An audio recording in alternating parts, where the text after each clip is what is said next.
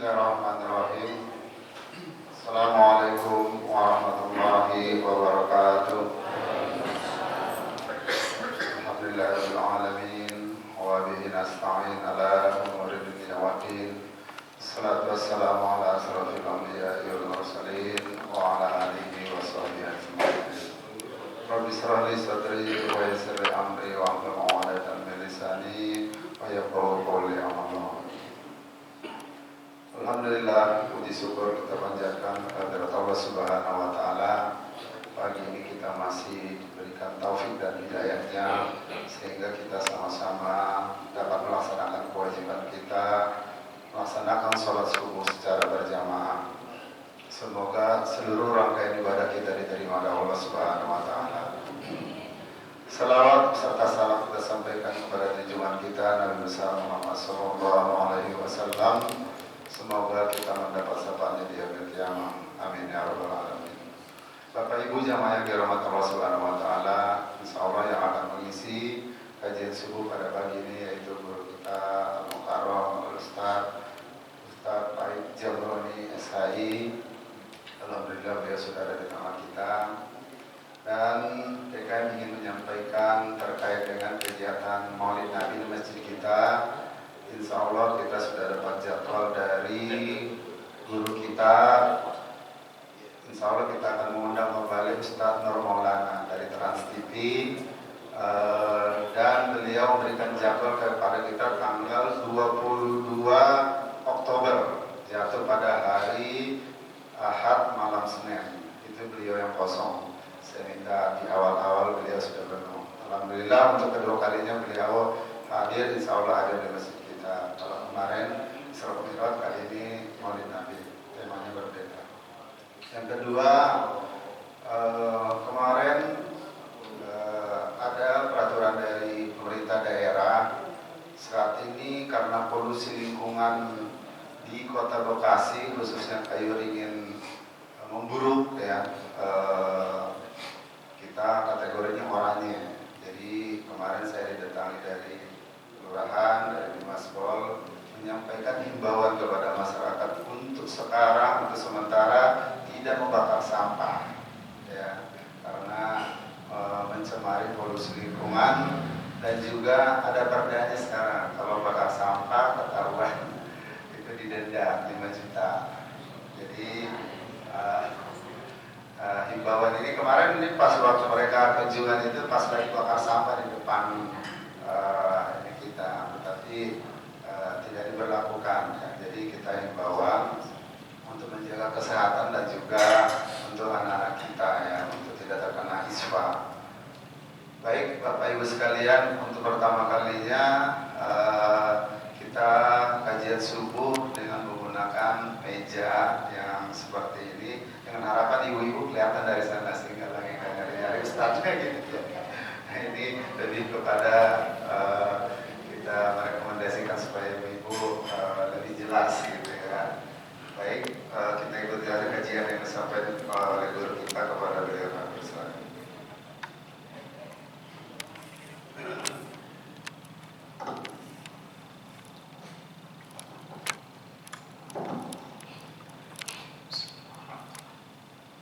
Assalamualaikum warahmatullahi wabarakatuh. Alhamdulillah wa kafa wa salatu wassalamu ala rasulillahi al-mustafa wa ala alihi wa ashabihi al-sidqi wal wafa. Asyhadu an la ilaha illallah wa la syarika lah wa asyhadu anna Muhammadan abduhu wa rasuluh la nabiyya ba'dah. Allahumma shalli wa sallim wa barik wa an'im ala nabiyyina Muhammadin wa ala alihi wa ashabihi wa man tabi'ahum bi ihsan ila yaumil qiyamah. Ashkurullah azza wa jalla bi ni'matihi la tuhsuha. Apa kabar Bapak Ibu, sehat? Kita tentu senantiasa ingin mengucapkan kalimat alhamdulillah.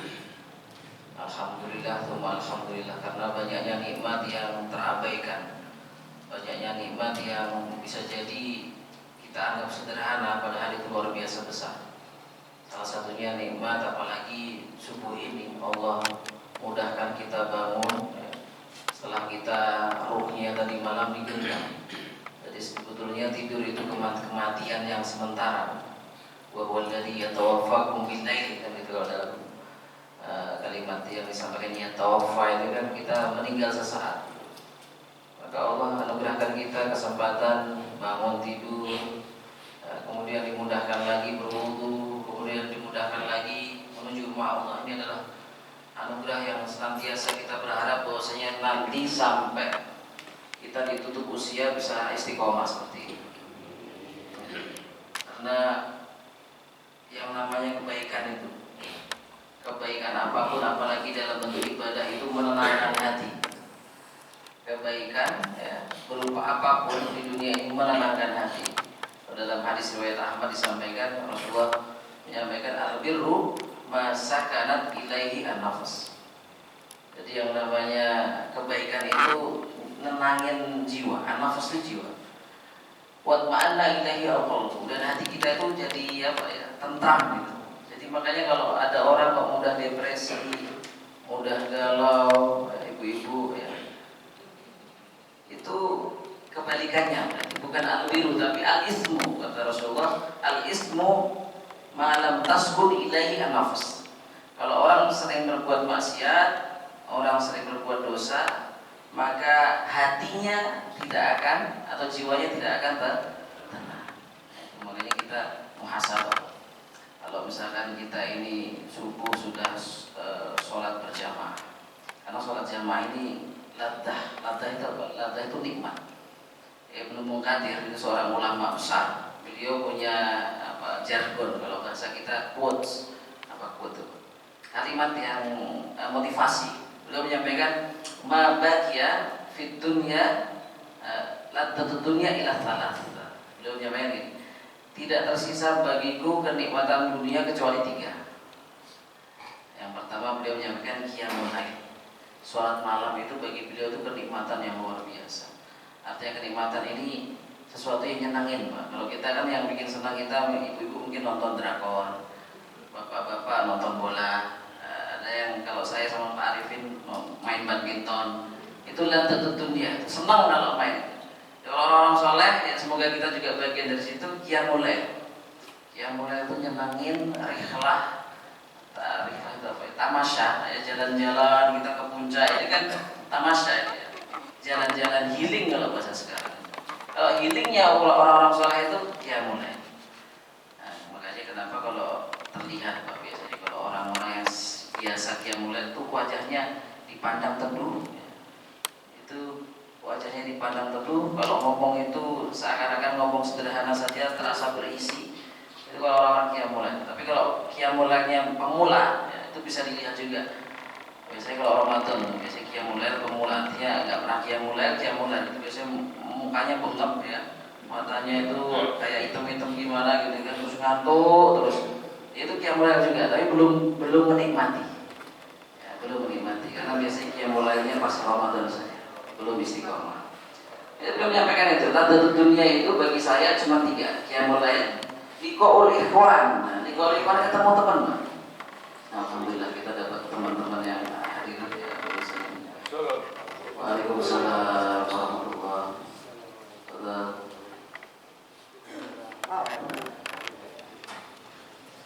Jadi kenikmatan dunia yang kedua bagi beliau itu ketemu teman, ketemu saudara, ketemu orang-orang baik. Kita ini kalau mau nyari teman baik, teman soleh itu di mana, Pak? Di lapangan bola, di tempat arisan, atau di masjid? Halo? Di masjid. Jadi bagi beliau ladzatud dunya itu salah satunya juga adalah ketemu ikhwan, ketemu teman. Ini kenapa? Karena Rasulullah menyampaikan bahwasanya man ahabba an yubsatalahu fi atharihi kan gitu ya. Orang yang pengen umurnya panjang, rezekinya berkah, ya, rezekinya panjang juga, rezekinya banyak, silaturahim. Kenapa? Ini pernah diteliti bahkan seorang binaragawan Indonesia yang saya gak yakin bapak-bapak gak ada yang gak kenal semua. Namanya Adi Rai. Tahu Pak Adi Rai? Badannya besar. Itu kalau nggak salah umurnya sudah 60 atau menjelang 60 gitu. Badannya masih besar, sehat luar biasa. Dia tuh meneliti, Pak, meneliti orang yang umurnya pendek.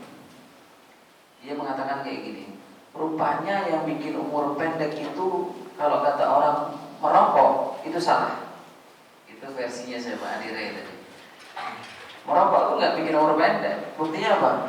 Buktinya Bapak lihat sendiri ya, orang merokok tapi umurnya berapa? 60, 70. Bahkan kalau di kampung-kampung Pak, jangan kaget 70, 80 tahun sebelum rokoknya linting sendiri. Ya, linting sendiri di sawah atau di kebun panjang-panjang. Kalau yang mengatakan merokok bikin umur pendek, kata Adire, enggak benar itu. Ada yang juga mengatakan minum khamr atau bir, kata dia enggak juga. Banyak yang masih umur panjang tapi dengan kondisi badan rusak pastinya. Dia mengatakan kayak gini, yang bikin orang umurnya pendek itu adalah ketika dia tidak bermuamalah, bersosialisasi, nggak ketemu temannya. Itu kata Adire, itu orang bisa umur pendek. Kenapa? Kalau kita nggak pernah ketemu teman di rumah saja, ada masalah dipendam sendiri, jarang ngobrol, jarang bermuamalah gitu ya, maka kalau fisiknya itu, imunitasnya itu gampang turun, gampang stres. Kalau sudah stres, imunitas turun, banyak penyakit. Kalau sudah banyak penyakit, di situ dekat dengan kematian. Itu versinya Adire. Rupanya betul. Versinya Adire ini sudah dibahas Rasulullah. Kalau ingin umur panjang, fi atharihi falyasil rohi, mau ketemulah sama teman-teman, ngobrol. Apalagi teman-teman yang baik, apalagi teman-teman yang soleh. Ada ulama menyampaikan, Hasan al-Basri itu, istaksiru asdiqa'il mu'minin fa inna lahum yaumal qiyamah syafa'ah. Banyakin teman-teman yang soleh, banyakin teman-teman yang baik, karena itu teman ya, bukan manfaatnya bukan sekedar di dunia saja, tapi nanti bisa menjadi syafaat fi yaumil qiyamah. Jadi nanti di akhirat kelak kita akan diselamatkan sama siapa? Teman-teman soleh kita. Makanya kalau kita belum soleh, paling tidak banyakin teman-teman soleh. Enak Pak kalau teman-teman soleh itu Pak. Kalau dipinjemin duit, kalau dia punya ngasih. Kalau teman-teman soleh itu jarang lagi Pak. Tapi jangan senang loh Pak. Sekarang ini kadang-kadang ada orang yang senang ketika sudah tidak ditagih utangnya. Ini bahaya ya Pak. Kita pinjam duit, ditagih sekali, 2 kali, kita bilang nggak punya, nanti dulu, ketiga kali seakan-akan dia lupa dan dia mengatakan alhamdulillah nggak ditagih. Ada kayak gitu. Wah, hati-hati nih Pak. Akhirnya apa? Ditunggu lagi, kayaknya lupa udah setahun 2 tahun. Alhamdulillah lupa nih. Lupa nggak nagih, senang, musibah. Karena apa? Bisa jadi orang itu sudah nggak mau nagih lagi di dunia, nagihnya itu sudah musibah luar biasa. Ya, kita tentu tahu bahwasanya riwayat tentang seorang sahabat yang Rasulullah enggan mensolatinya itu salah satunya penyebabnya Rasulullah menyampaikan badannya itu panas, jenazah ini panas karena tertanggung dengan hutangnya sampai akhirnya dibayari oleh salah seorang sahabat yang lain. Maka Rasulullah menyampaikan qad burudat, sudah dingin badannya, al-jism, badannya sudah dingin karena sudah dilunasi hutangnya. Makanya fenomena hutang ini ya salah satunya memang tidak menenangkan hati. Kalau tadi kita membahas tentang sakinah, ketenangan, salah satunya minjem duit itu kalau tidak diniatkan untuk dibayar, hati-hati Pak, tidak menenangkan hati. Kalau orang punya hutang itu kan malam nggak bisa tidur, apalagi hutangnya sama pinjol. Aduh, serem. Pinjol ini bahkan kalau ada penyakit jantung, salah satu penyakit pembunuh nomor 1, pinjol ini bisa jadi nanti nomor 2 bisa jadi Pak. Oh iya, banyak orang bunuh diri loh gara-gara pinjol Pak. Banyak orang yang mengakhiri hidupnya depresi gara-gara pinjol, karena di awal memang sudah meremehkan yang namanya ad-dain, meremehkan yang namanya hutang. Padahal hutang itu hukumnya apa? Mubah, boleh. Rasulullah pun pernah berhutang. Masalahnya adalah niat apa enggak membayar. Dan yang dihutangi pun jangan stres. Kita ini kadang-kadang menghutangi orang kemudian stres. Stresnya apa? Ya Allah, lagi butuh, tapi dia nggak ngerti, sudah ditagih nggak mau bayar. Bukankah ada Rasulullah menyampaikan dalam hadis ya, orang yang ngasih kelonggaran, kalau kita misalkan ngasih tempo dan kita ngasih tempo itu dia rupanya memang susah, maka satu hari kita dinilai ibadah, pahalanya kita dinilai ibadah. Ngasih tempo 2 hari ke dia dinilai ibadah. Nah, makanya nggak usah stres kalau kita dipinjemin orang kok niatnya nggak balikin, itu asar buruknya adalah ke orang tersebut. Keberkahan akan dicabut, sempit rezeki akan diberikan kepada orang tersebut. Karena gini Pak, konsepnya itu. Sekarang ini ada orang yang sudahlah dia minjem, nggak mau bayar, postingnya jalan-jalan. Oh ya Bu ya, itu pengalaman. Postingnya belanja. Tambah nyesek ya kan. Ini kemarin ditagih gak ada duit tapi statusnya lagi makan di restoran. Maka ya Allah, kita doakan orang-orang tersebut mendapatkan ilmu lah tentang apa hutang. Bahwasanya hutang itu adalah perkara yang berat, nantinya akan dipertanggungjawabkan. Maka apapun kebaikan adalah sakanat ilahi an-nafas. Kalau sudah hati tenang Pak, itu ridho Allah turun. Hati tenang karena apa? Karena sholatnya, karena baca Al-Qurannya, karena sedekahnya. Jadi kebaikan itu jangankan kita lakukan, dilihat saja enak gitu. Dilihat saja enak. Saya sering loh lihat kegiatan masjid ini, dari statusnya Pak Arifin itu lagi berbagi sama rakyat ini ya, lagi berbagi sama apa mungkin fuqara di sini. Itu dilihat saja nyenangin. Ya Allah, alhamdulillah ya, ada masjid yang dihidupkan dengan banyaknya kegiatan. Apalagi kita yang melakukan. Makanya betullah kata Rasulullah SAW bahwasanya manusia itu harus bermuhasabah tentang dunia. Bukankah dunia itu sifatnya ada 3? Dunia ini sifatnya apa? 3. Yang pertama, dunia ini sifatnya sedikit. Dunia itu sedikit. Saya mau tanya, bapak-bapak di sini ada yang juragan gula nggak? Di rumahnya jualan gula sampai puluhan kilo atau mungkin ton. Itu kalau juragan gula itu mau bikin kopi berapa sendok gula kira-kira? Atau mentang-mentang dia juragan gula, kalau bikin kopi mau dituangin 5 gula gitu, 5 sendok gitu. Diabetes tapi. Jadi sifatnya dunia itu sedikit. Ibu-ibu misalkan punya baju, ya, biasanya kondangan itu satu kondangan satu hari ada 5 kondangan, itu 5 baju dipakai berbeda, gitu ya. Tapi lihat bahwasanya kalaupun kita punya sebanyak apapun dunia, kita hanya memakai yang kita butuhkan. Makanya ada ulama menyampaikan kayak gini. Sebetulnya kita ini semua kita ya mempunyai apa yang kita butuhkan, tapi kita tidak mempunyai apa yang kita inginkan. Yang kita butuh ada Pak, semua di rumah ada. Kalau bapak kita orang-orang yang waqalilu min ibadiyas syakur, orang yang pandai bersyukur, di rumah itu sudah ada semuanya. Rumah kita nggak kehujanan, meskipun kontrak nggak masalah. Makan, ya makan walaupun kadang-kadang lauknya sederhana tapi nikmat insya Allah. Apapun kita punya Pak. Apapun kita punya yang kita butuhkan, tapi yang kita inginkan kita tidak akan memilih atau belum memilih. Punya motor belum punya mobil, punya HP yang mungkin kelasnya masih apa gitu, pengennya yang lebih mahal lagi. Itulah manusia. Maka muhasabah kita kayak gini Pak. Kita dilahirkan tidak membawa sesuatu, ya kan? Kita dilahirkan tidak membawa sesuatu. Kemudian sudahlah kita dikasih hidup sama Allah, mengejar sesuatu itu. Ya, dari kecil kita masih disuapin, jalan aja masih tertatih-tatih, jatuh bangun merangkak terus jalan. Sampai kita besar, kita dewasa, kita mengejar sesuatu itu. Dan sesuatu yang sudah kita kumpulkan nantinya ini di rumah Bapak. Dulunya mungkin kalau ke Jakarta ada yang cerita banyak ya, masih kontrak, di petak kontrak petakan, kemudian beli rumah, beli tanah dulu, beli rumah, belum punya mobil. Sesuatu yang kita perjuangkan itu kita kumpulkan, dan nantinya sesuatu itu akan kita tinggalkan.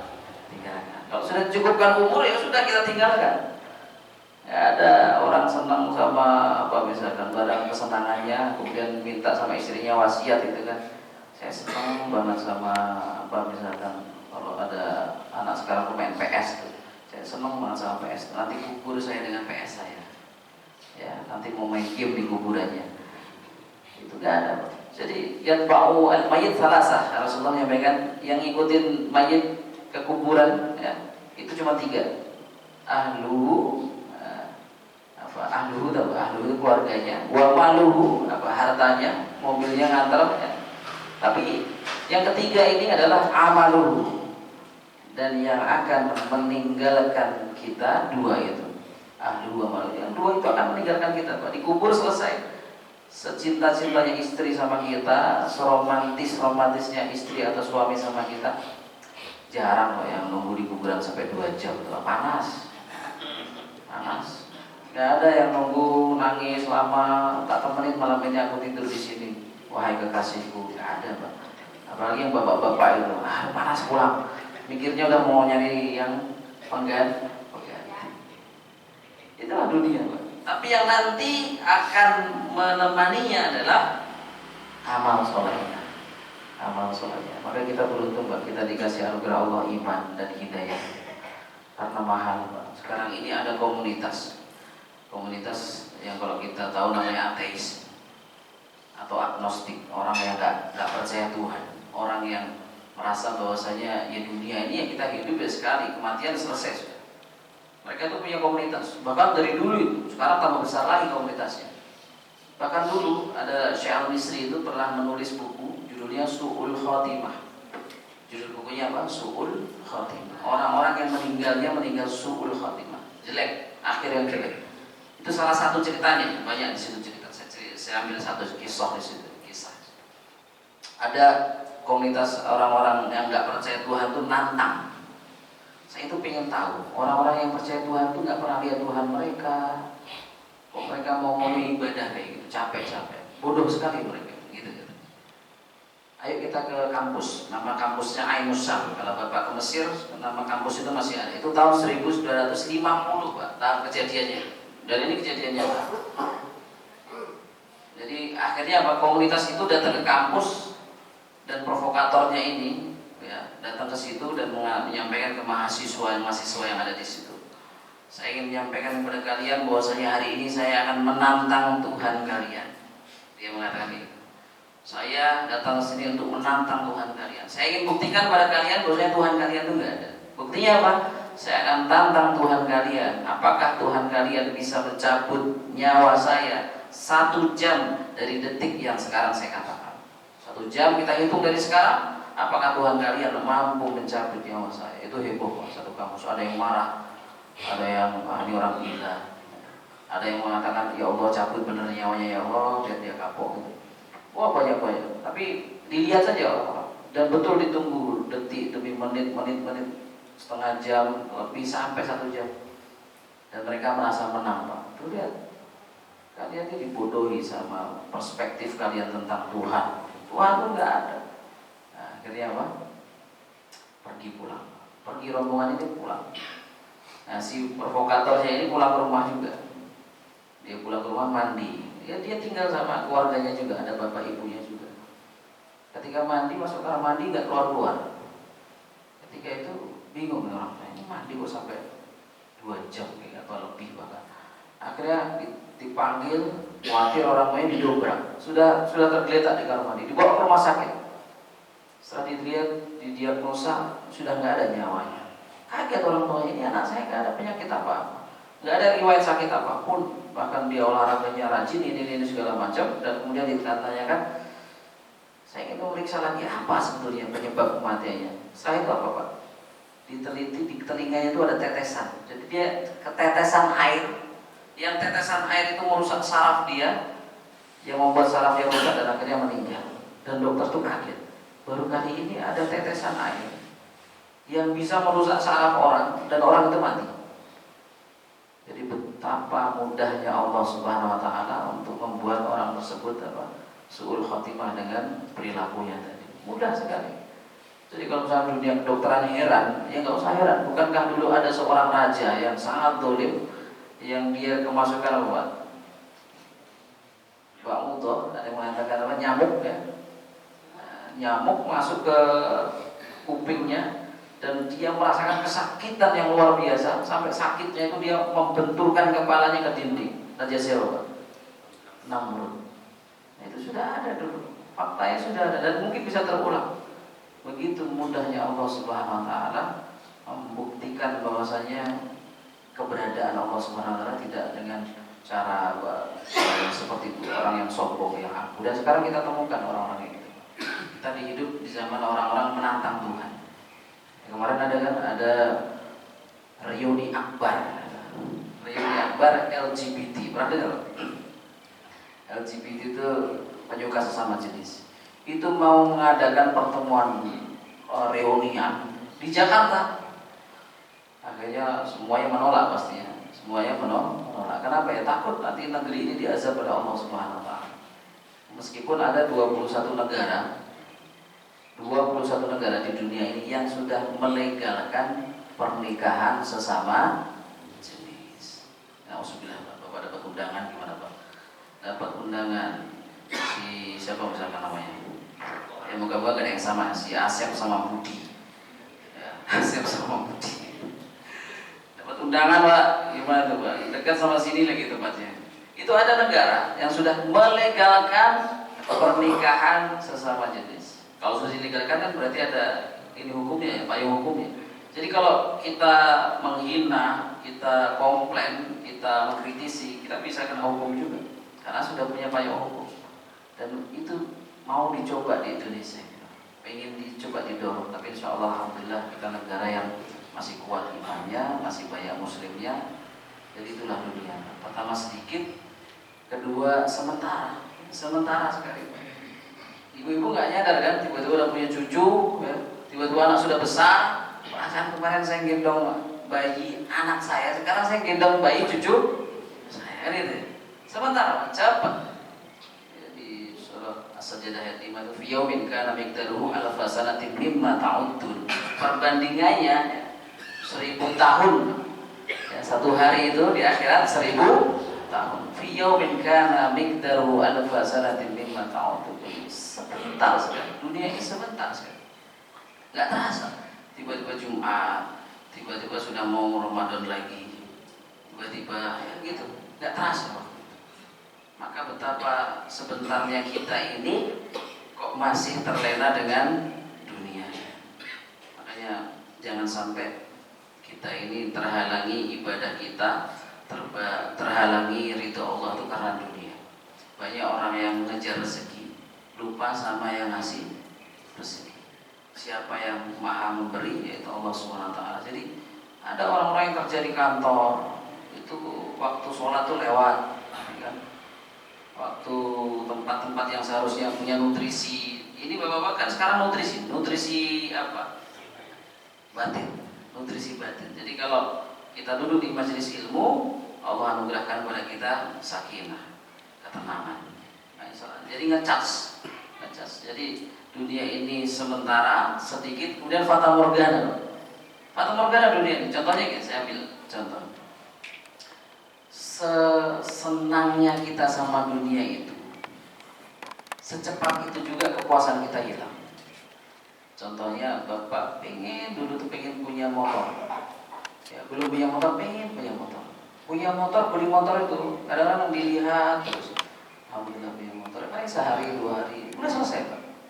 Atau pengen punya burung yang mahal, atau sekarang ada burung-burung yang mahal dilihatin terus dimandiin, orang yang belum mandi burungnya udah mandi.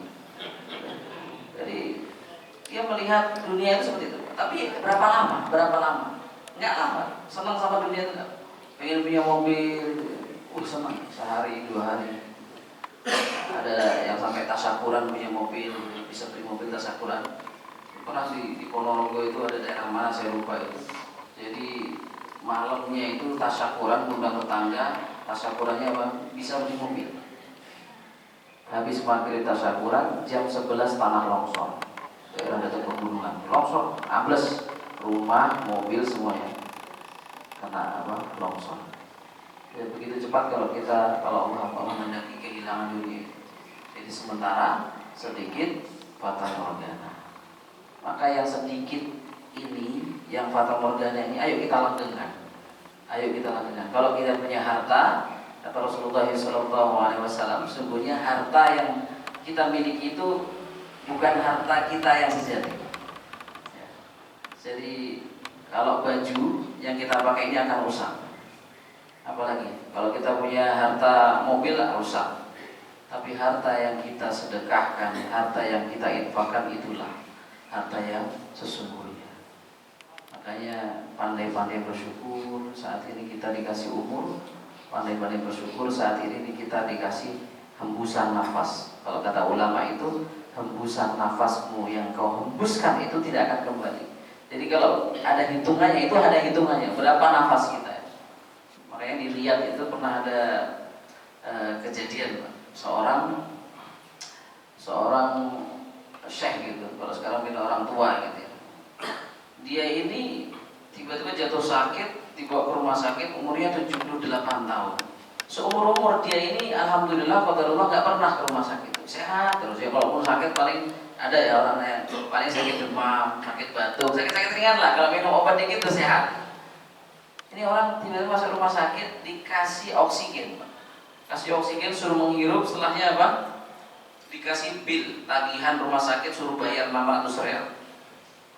Melihat itu, tiba-tiba meneteskan air mata, nangisnya. Rupanya yang ngasih bil itu susternya itu bingung.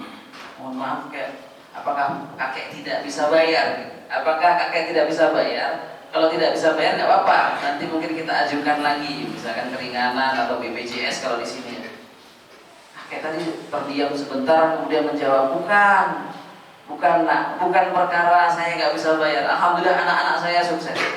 Itu yang jenguk saya, itu anak-anak saya bisa. Alhamdulillah, insya Allah mudah ini saya bayar. Saya cuma nangis karena saya baru merasa bahwa Allah itu baik sekali sama saya. 78 tahun saya menghirup udara, ya, itu nggak pernah bayar. Dan Allah uji saya sekarang ini dengan sakit, seakan-akan saya malu sama Allah. Saya itu jarang bersyukur tentang nikmatnya nafas yang berhembus. Bapak pernah nggak ngerasain asma? Saya nggak pernah, alhamdulillah. Tapi yang lihat orang yang kalau sudah nafasnya susah itu, ya Allah, menghirup. Apalagi dulu kok ada COVID. COVID itu kalau nafas itu susah. Kalau ada nafas yang tersengal-sengal, maka kita bersyukur kepada Allah Subhanahu wa taala atas nafas yang Allah berikan kepada kita yang saat ini bisa kita nikmati. Meskipun ya udaranya sedang tidak baik-baik saja. Ya, kalau kita lihat gedung-gedung tiba-tiba nggak kelihatan karena kabut. Ya, dulu dilihatnya kayak kabut, Pak. Kalau kabut kan masih bagus ya. Rupanya apa? Polusi.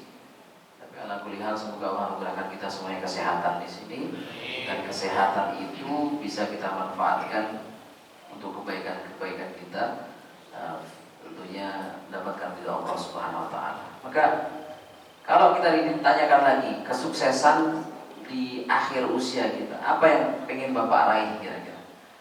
Ya, kalau kita ditanya di usia-usia kita ini, Ustaz, saya itu pengen yang penting anak-anak saya. Biasanya gitu. Kalau orang tua pasti anak-anak saya itu mapan. Dalam artian mapan itu ya tercukupi lah. Ada pekerjaan yang dia punya, pekerjaannya baik, pekerjaannya halal, gitu kan. Kalau sudah orang tua mikir anak, itu sudah nggak mikir dirinya, Pak. Kalau dirinya udah selesai, Pak. Kan gitu. Itu kesuksesan yang didapati orang tua itu, melihat anak mapan, punya pekerjaan, ya, dilihat kehidupannya, ya walaupun rumah kontrak alhamdulillah bisa beli, itu sudah tenang. Itu dianggap an-najah al-hakiki inda walidain. Orang tua ya itu sudah sukses. Kalau anak muda kesuksesannya apa? Dia kuliah bisa selesai, kemudian dia bekerja. Tapi saya ingin memberikan makna yang lebih dalam lagi. Kalau di surah Ali Imran ayat 185 itu, apa itu kesuksesan hakiki? Apa itu kesuksesan sejati? Di surah Al-Imran ayat 185 disampaikan bahwasanya faman zuhziha 'anil nar wa udkhilal jannah faqad faz. Itu kesuksesan sejati itu kalau Allah jauhkan kita dari neraka, kita bisa masuk surga, itu adalah kesuksesan sejati. Makanya kalau ulama menyampaikan begini, kalau ingin melihat orang-orang min ahli jannah, suatu saat ini pertama sahabat yang dikenal paling cerdas itu siapa di antara 4 khulafaur rasyidin sahabat? Ala Madinatul Alam wa Ali Babuha, Ali bin Abi Thalib itu paling cerdas. Suatu saat Ali itu didatangi seorang, dan orang ini bertanya, wahai Ali, aku pengen tahu, aku ini orang min ahli dunia atau min ahli akhirat. Aku ini orang yang ahli dunia itu senang dunia, atau ahli akhirat, atau aku senang akhirat. Bagaimana melihat aku ini bagian dari dua hal ini, dua kelompok ini? Lalu Ali menyampaikan kayak gini, kalau ada orang datang kepadamu, orang itu kaya raya, entah kerabat, entah teman, entah kolega, dia kaya raya. Kalau datang bawa mobil, senang sih ya. Kalau ada teman atau saudara kaya kan biasanya ngasih sesuatu gitu. Kemudian setelah itu dia pergi, datang lagi sama teman atau kerabat, tapi dia miskin. Kalau dari jauh aja kelihatan, mau minjem duit lagi. Ya pasti mau punya hajat. Apa kata beliau? Dari dua orang ini, mana yang kamu lebih senang? Aina afrah bainahuma. Kamu lebih senang dari yang pertama atau yang kedua? Kalau saya kembalikan ke bapak-bapak, ibu-ibu, senang yang mana, Pak? Datang teman atau saudara orang kaya, dan kalau dia datang pasti ngasih oleh-oleh, kadang ngasih amplop juga. Sama orang yang kedua, kalau dia datang kebanyakan pasti dia butuh hajat atau minjem. Senang yang mana, Pak? Sudah ketahuan ya jawabannya, sudah ketahuan ya. Jangan ada dusta di antara kita, Pak. Pun kalau saya ditanya bisa jadi saya jawab yang pertama. Ya namanya teman ngasih, ada wah teman udah sukses nih, teman dulu mungkin teman akrab kita udah sukses, tiba-tiba ngasih sesuatu. Apa kata Ali bin Abi Thalib? Kalau kamu senang dengan yang pertama, fa anta min ahli dunia. Tapi kalau kamu senang dengan yang kedua, fa anta min ahli akhirah. Kok bisa kayak gitu? Karena gini, Pak, ada orang-orang yang mindsetnya, pikirannya itu gimana dunianya makmur, bukan bagaimana akhiratnya makmur. Gimana akhiratnya baik, gimana kematian akhir saya ini diberikan Allah kemudahan, ya husnul khatimah. Gimana nanti ketika saya melewati syirat itu cepat seperti kilat, atau seperti kedipan mata, seperti orang berlari, seperti orang naik kuda. Ya kan, kalau dalam hadis Rasulullah itu kan menyampaikan kayak gitu. Ada orang yang nanti lewatin syirat, dia merangkak. Ada yang baru menapakkan satu langkah tergelincir. Ada yang menyeret-nyeret kakinya, kan banyak-banyak. Maka dia mengatakan, beliau Ali bin Abi Thalib, kalau engkau lebih senang dengan orang yang datang kepadamu dengan hartanya, maka kamu adalah min ahli dunya. Tapi kalau yang kedua kamu lebih senang, nah ini jarang memang. Tapi ada insya Allah. Makomnya memang beda ya. Jadi kalau ada orang datang, alhamdulillah ini teman saya pasti mau butuh uang lagi. Alhamdulillah saya ada duit. Yang kemarin belum dibayar padahal. Kemarin belum dibayar. Ada loh orang kayak gitu, Pak. Pinjam duit yang pertama belum dibayar, masih berani pinjam lagi. Luar biasa. Ini mental yang hebat. Nggak malu gitu. Tapi apa kata Hasan al-Basri? Kalau ada orang datang kepadamu dan dia itu meminta sesuatu, sesungguhnya Allah lah yang menggerakkan hatinya ingat sama kamu.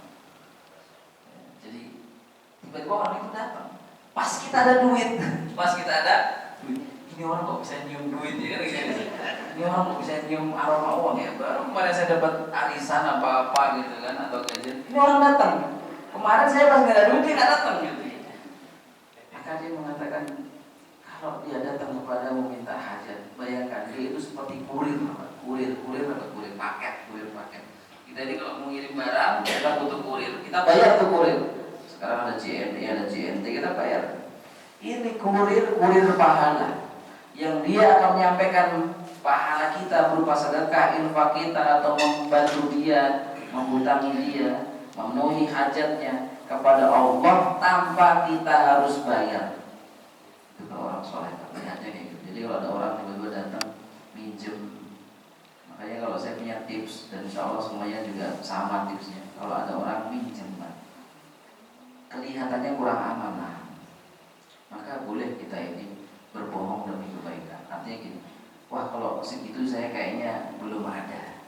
Artinya belum ada uang nganggur segitu untuk saya pinjemkan ke kamu. Padahal ada sebetulnya. Butuhnya 1 juta, saya adanya 200. Yang 200 ini kalau dia nggak balikin nggak apa-apa. Saya ikhlas. Daripada kita merasa ada 1 juta kita kasih, habis itu kita butuh. Kan biasanya gini Pak, orang pinjam yang berbahaya. Saya pinjam ya, besok saya kembalikan. Ini bahaya Pak. Saya pinjam pagi ini, nanti malam saya kembalikan. Ini bahaya Pak.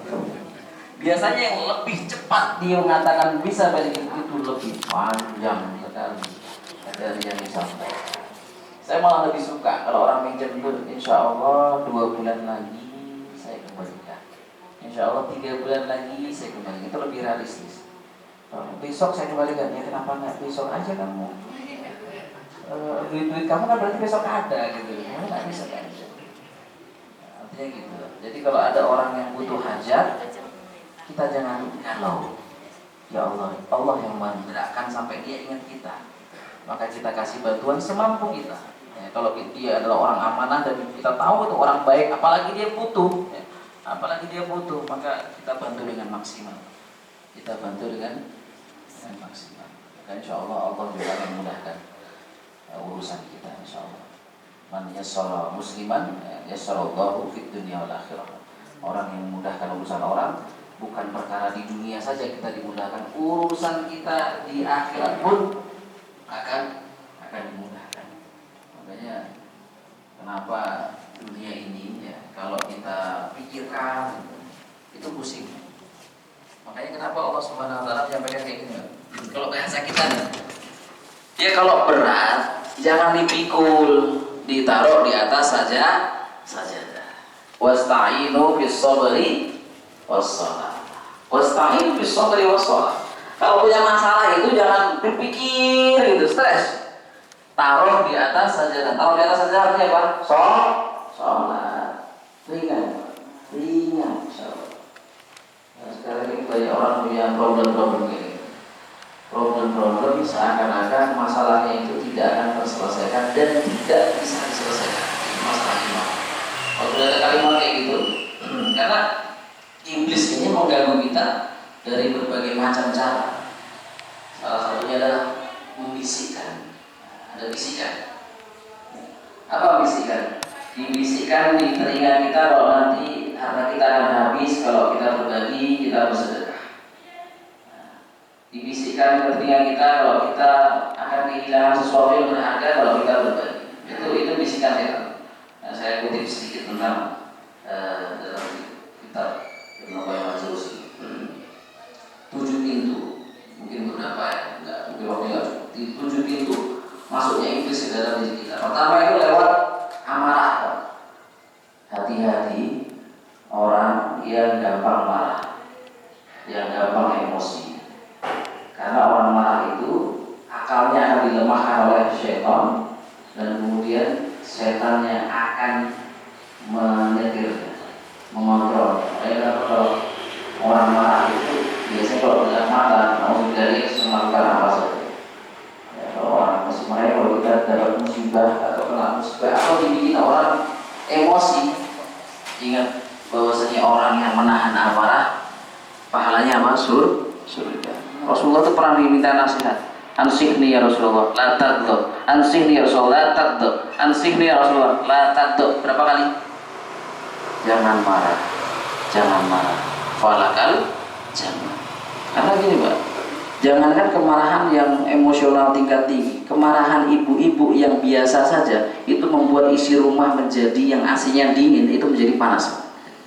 Yang ada ayam, makanan enak, kesukaan Bapak sop itu jadi rasanya hambar. Kalau sudah ibu-ibu marahnya itu tidak marah terlihat, marahnya cuma wajahnya tidak berikan senyuman sedikit pun, bermuram durja rasanya. Jadi kalau ibu lagi marah gitu Pak, nggak mau nyapa, nggak mau ngomong, itu Bapak mau mendinginkan AC kayak apa? Gerah Pak di rumah. gini ya. Itu marahnya sama pun dengan kalau bapak-bapak marah, ibu juga pasti nggak senang. Cuma masalahnya marahnya bapak-bapak kalah sama ibu. Bapak semakin marah, ibu juga jadi kalah lah. Kita nggak usah adu marah-marah sama ibu ya. Daripada kita tidur di luar rumah, nggak nyaman. Jadi marah itu nggak enak, bikin orang nggak nyaman. Dan Rasulullah mengajarkan tentang kesabaran itu luar biasa. Makanya kenapa akhlak itu dalam Islam itu diajarkan luar biasa. Ya, kenapa senyuman itu adalah sedekah? Ya hanya nyenengin hati. Makanya kalau marah jangan lama-lama. Kalau dia gampang marah dan marahnya lama, itu berarti dia sudah terkena bisikan syaitan, sudah dirasuki syaitan. Kadang-kadang ada hal sederhana. Saya itu kalau baca berita kadang miris, Pak. Hanya karena disenggol, marah, dibunuh tuh orang. Ada yang orang tua emosi sama anak-anaknya dianiaya. Penganiayaan itu karena apa? Marah. Kemudian apa? Yang kedua adalah syahwat. Nah, ini syahwat ini memang perkara yang paling berat kalau dalam kitab Minhajul Abidin karya Hujjatul Islam Imam Al-Ghazali, itu yang namanya syahwat itu perkara yang paling berat di antara penghalang ibadah. Kenapa? Ya kalau kita punya musuh setan, kita tahu lah trik-trik bagaimana mengalahkan setan, bisa mungkin kita bahas di lain kesempatan. Tapi kalau syahwat itu nempel, nggak mungkin kita hilangkan, nggak bisa dihilangkan. Syahwat itu nggak bisa dihilangkan. Bisanya diapakan?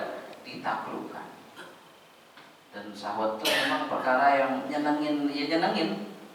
Ya, kenapa Rasulullah menyampaikan khuffatil jannah bil makari wa khuffatin nar bisyahwat kan gitu. Jadi kalau masalah surga itu pasti nggak enak, syahwat nggak senang.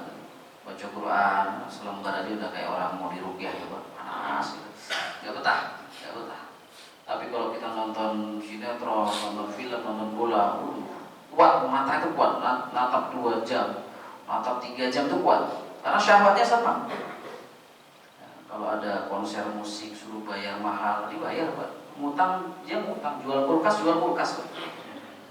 Dia ada dulu tuh apa, saya nggak tahu grup band apa itu datang ke Indonesia, Coldplay kalau nggak salah. Coldplay itu paling murah 3 juta itu tiketnya, yang paling mahal tak berapa. Itu sampai ngutang. Itu syahwat, senang nonton konser hingar-bingar. Giliran pengajian gratis ya. Gratis, adem, tempatnya ber-AC, itu nggak nyaman. Syahwat itu nggak senang.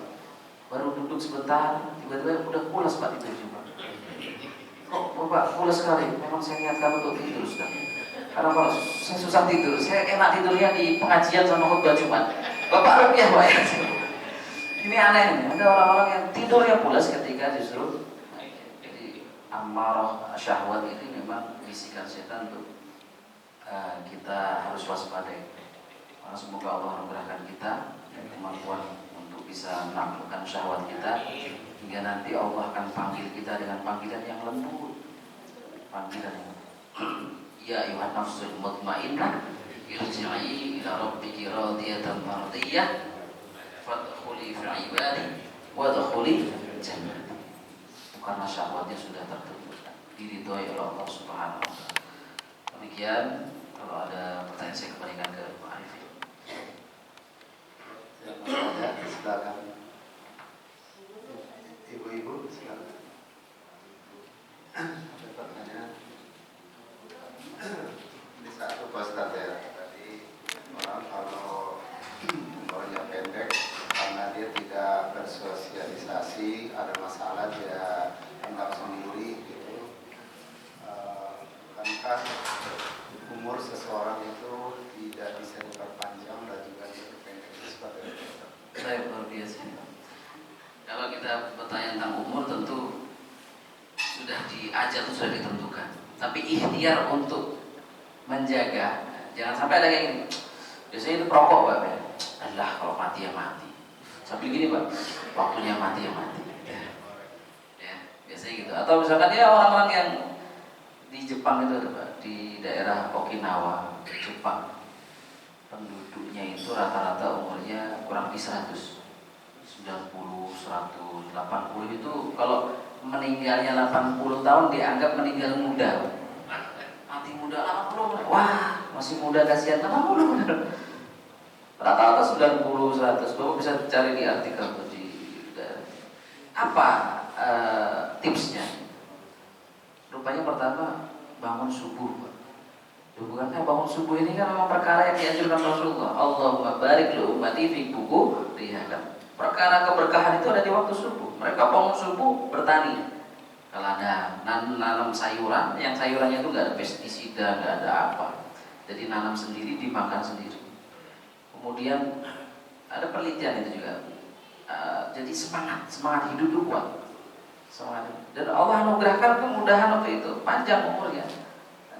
Pun sama kalau kita pengen umur panjang, ya meskipun ada juga orang yang sehat walafiat kemudian meninggal, ya itu sudah qadarullah.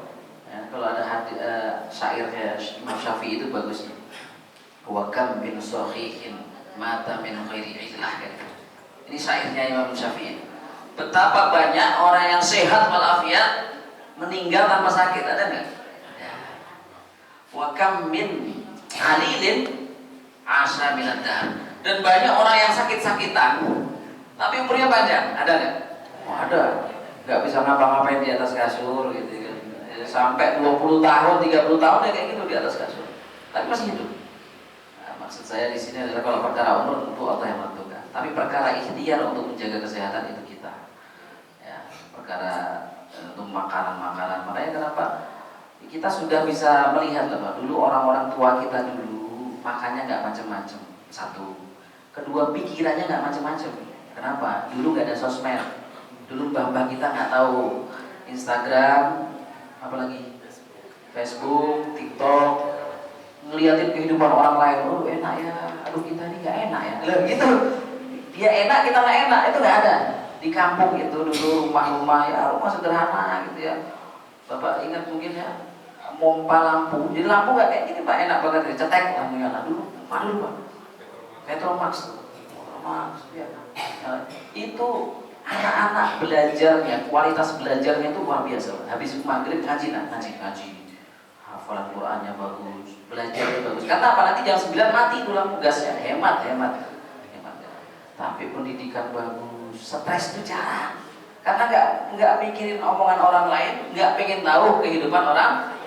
Ayolah kita berbuat baik. Kalau ada hajatan yang kita bantu, ada keluarga atau saudara kita bantu. Makanya kalau umur itu di tangan Allah, biadillah, wa mal ikhtiyar biadillah.